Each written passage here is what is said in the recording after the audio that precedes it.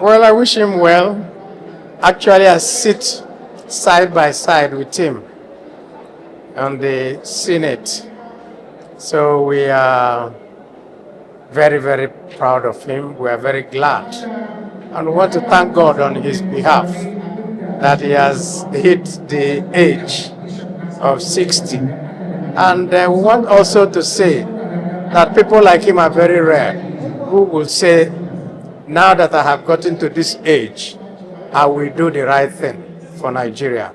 So we wish him well, and we hope that God will continue to preserve him so that he will do the right thing for Nigeria. Who knows? I'm with him in the new political party, and all of us are there, and we'll know, and we'll look forward to what God will eventually bring out for Nigeria. You know, it's always beautiful for a man to be born, for a man to grow, be educated by his parents, and is adding value to society. You know, the celebration of the 60th birthday of distinguished Senator Aminu Waziri Tambuwal is a celebration of achievements, notable achievements. Having been a member of the House, having been the Speaker of the House, having been a governor, 2 terms, and then a senator. So it shows a man that God has blessed from whatever angle that you can look at it.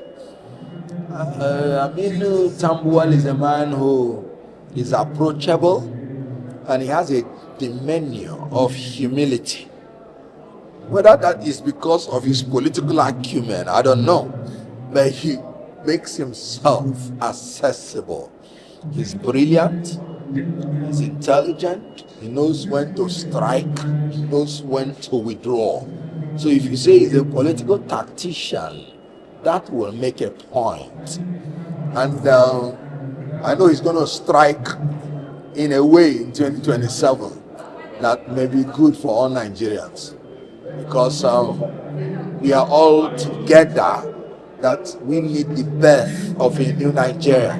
So when we are celebrating a birthday that may point towards the birth of a new Nigeria, we are all excited.